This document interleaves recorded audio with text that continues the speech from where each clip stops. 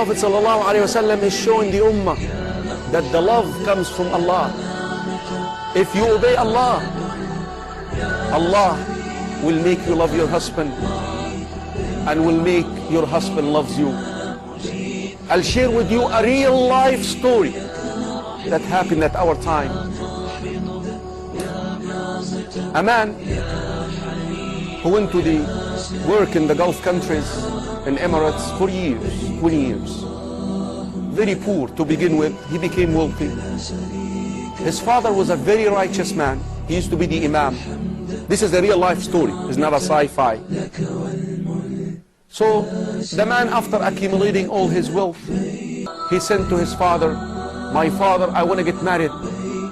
A lot of the years passed by without getting married. Now it's the time.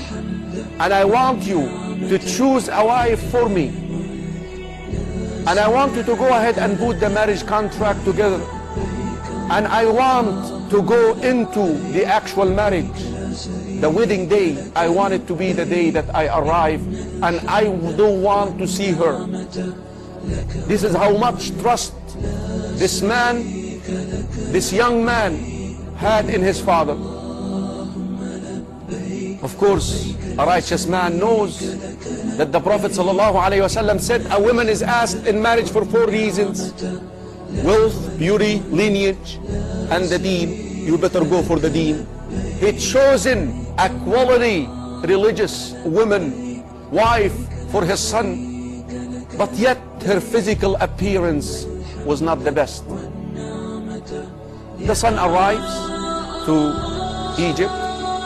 At the airport, he's picked up and he is taken to his wife, who was wearing a veil, and then basically he got into the room with her alone. As soon as she unveiled herself, he became shocked. He became shocked. "This is the wife that my father chose for me. She's not beautiful. She's not beautiful." He became so depressed. "Here I am coming after all these years, so excited, so excited." He became so depressed. So he slept.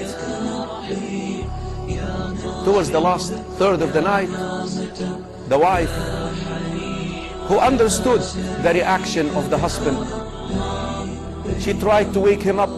He refused. She tried again. He refused. And then she sprinkled water on him to wake him up.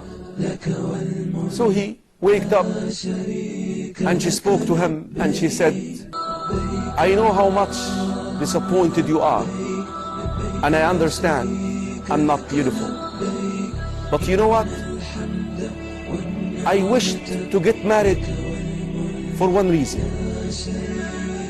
I wanted to implement the hadith of the Prophet ﷺ when he said, Rahim Allahum rajulan, may Allah have mercy on a man who wakes up to pray at night, and then he would wake up his wife, and if she does not wake up, نضح عليها الماء, he would sprinkle water on her to wake up. And this is the segment that she wanted to implement. وَرَحِمَ اللَّهُ امْرَأَةً, a wife, and may Allah subhanahu wa ta'ala have mercy on a woman, grant his mercy to a wife who wakes up to pray tahajjud at night, and she wakes her husband up to pray with her, and if he does not wake up, she sprinkles water on him. Wallahi, I'm so grateful to you that you granted me that wish. I wanted to implement that hadith so much, and I was a little bit hopeless that I will get married because I know I'm not beautiful. Can you please now fulfill the rest of this hadith with me? Can you wake up and just lead me in salah, pray tahajjud with me?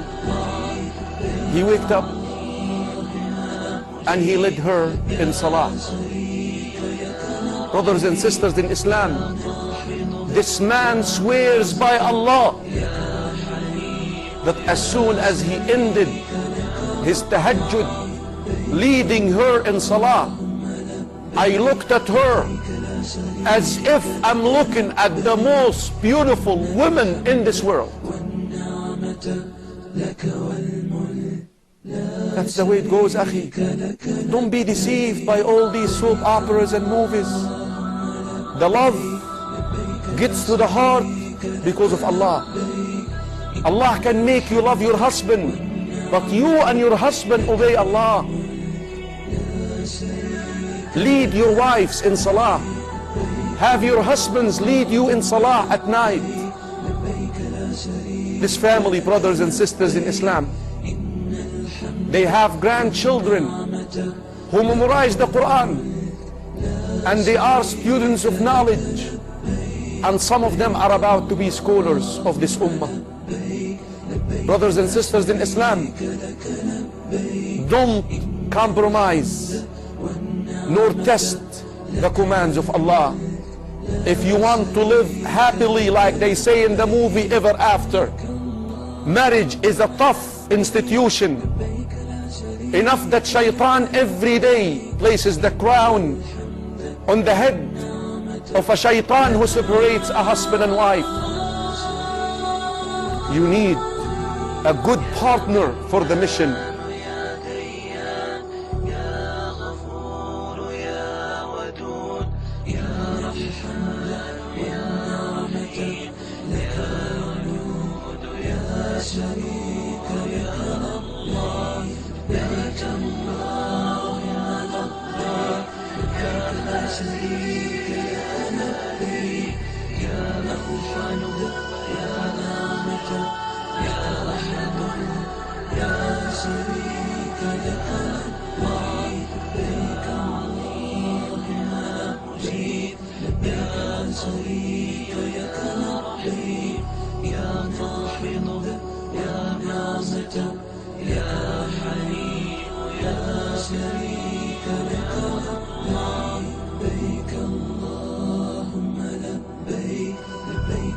شريك لك لبيك إن الحمد والنعمة لك والملك لا شريك لك لبيك لبيك اللهم لبيك لبيك لا شريك لك لبيك